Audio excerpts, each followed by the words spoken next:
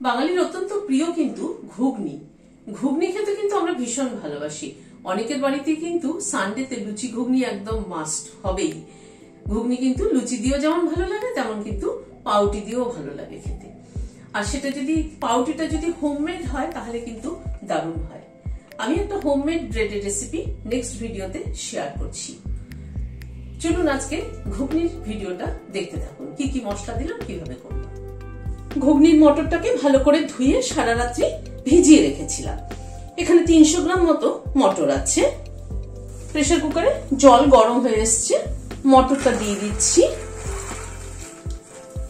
Half চামচের একটু বেশি নুন দিয়ে দিলাম, সামান্য পরিমাণে একটু হলুদ দিয়ে দিলাম। নুন হলুদ দিয়ে একটু নাড়িয়ে দিলাম।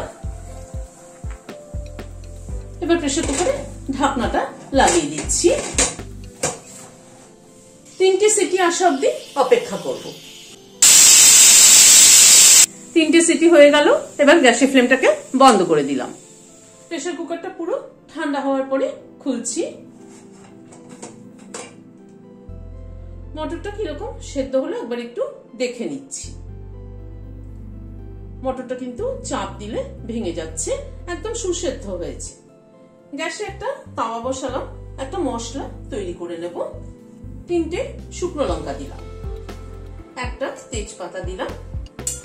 শুকনো লঙ্কা তেজপাতাটা আগে একটুখানি রোস্ট করে নিচ্ছি।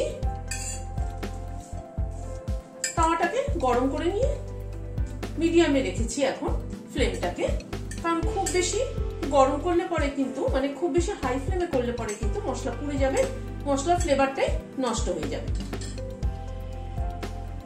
যেহেতু শুকনো লঙ্কাটা হতে একটু টাইম নেয়, সেই জন্য শুকনো লঙ্কাটাকে আগে দিলাম। শুকনো লঙ্কাটাকে মিনিট খানেক একটুখানি রোস্ট করে নিলাম। 2টো দারচিনির টুকরো দিচ্ছি, 3টে এলাচ দিচ্ছি, 3টে লবঙ্গ দিয়ে দিলাম, সাথে 1 চামচ জিরে দিলাম। বড় টেবিল চামচের 1 চামচ জিরে, 1 চামচ ধনে দিলাম, 1 চামচ মৌরি দিলাম। মশলাটাকে ড্রাই রোস্ট করে নিচ্ছি। এই মশলাটাকে ড্রাই রোস্ট করে মিক্সিতে গুঁড়ো করে কন্টেনারে রেখে দিলে কিন্তু অনেক কিছুতে ব্যবহার করা যায়। অনেক সবজিতে ব্যবহার করা যায়, ডালে ব্যবহার করা যায়। তাতে কি তরকারির টেস্টের কিন্তু অনেক পরিবর্তন হয়। রান্নায় কিন্তু কিছু কিছু ছোটখাটো জিনিস যদি একটু অ্যাড করা যায় তাহলে কিন্তু রান্নার অনেক পরিবর্তন হয়, তাতে টেস্টের চেঞ্জ হয়, মুখেরও বদল হয়। গ্যাসের ফ্লেমটাকে লো করে দিয়ে মিনিট 2 মতো একটুখানি ড্রাই রোস্ট করে নিলাম। এবার গ্যাসের ফ্লেমটাকে বন্ধ করে দিচ্ছি, দিয়ে ঠান্ডা করে এটাকে মিক্সিতে গুঁড়ো করে নিচ্ছি। মশলাটাকে তাওয়ার থেকে কিন্তু নামিয়ে নিচ্ছি, কারণ গরম তাওয়ায় থাকলে আরো কিন্তু এটা পুড়ে যাবে, গন্ধটাই নষ্ট হয়ে যাবে। কড়াইতে প্রথমে সরষের তেল দিচ্ছি। তেলটা গরম হয়ে এসছে। এখানে 2টো আলু ছোট ছোট করে কেটে হালকা একটু বয়েল করে নিয়েছি। আলুটাকে দিয়ে দিলাম। আলুটাকে দিয়ে একটু ভেজে নিচ্ছি, কেননা আমি আলুটাকে একটু বয়েল করে নিয়েছি, তো সেই জন্য আলুটাকে ভেজে তুলে নিচ্ছি।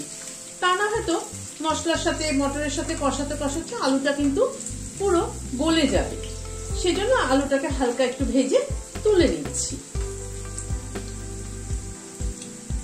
অল্প একটু নুন দিয়ে দিলাম।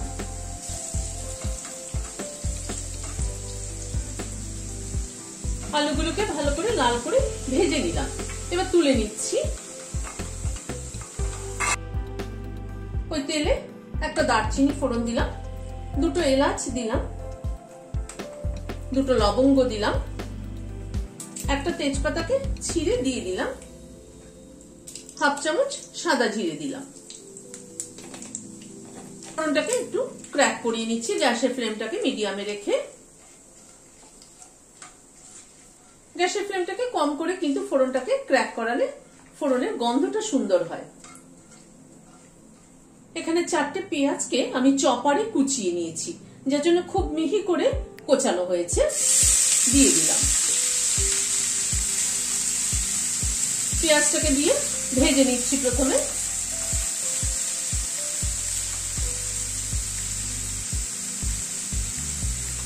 পেঁয়াজটাকে মিনিট খানেক একটু নাড়াচাড়া করে নিলাম।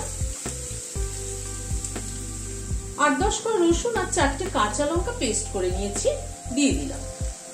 যেহেতু ঘুগনির মটরের পরিমাণটা বেশি, সেজন্য কিন্তু মশলার পরিমাণটাও একটু বেশি।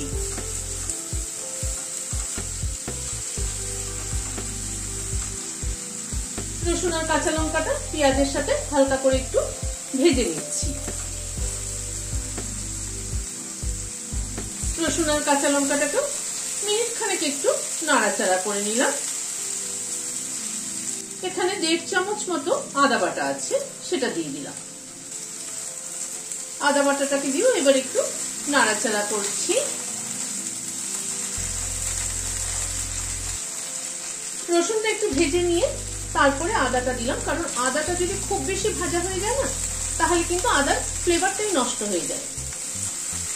হলুদ দিয়ে দিলাম 1 চামচ, রোস্টেড ধনের গুঁড়ো দিচ্ছি 1 চামচ উঁচু উঁচু দিয়ে, আর অল্প একটু দিলাম। কাশ্মীরি লঙ্কার গুঁড়ো 1 চামচ দিয়ে দিলাম। নুন দিয়ে দিলাম 1 চামচ, কারণ মটর সেদ্ধর মধ্যে কিন্তু খানিকটা নুন দেওয়া আছে। সবকিছুকে দিয়ে মশলাটাকে আবার একটু নাড়াচাড়া করে নিচ্ছি। যে কোনো জিনিসের কিন্তু মশলা খুব ভালো মতো কষাতে হয়। মশলা ভালো মতো না কষালে কিন্তু সেই তরকারি টেস্ট হয় না খুব একটা।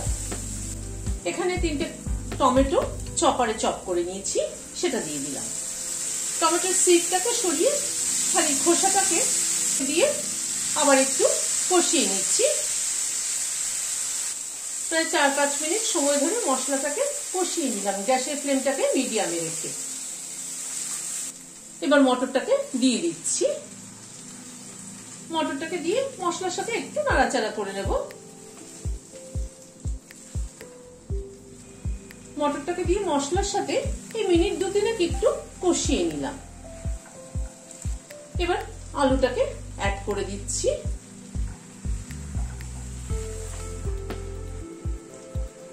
মটর সেদ্ধর যে জলটা সেটা দিয়ে দিলাম।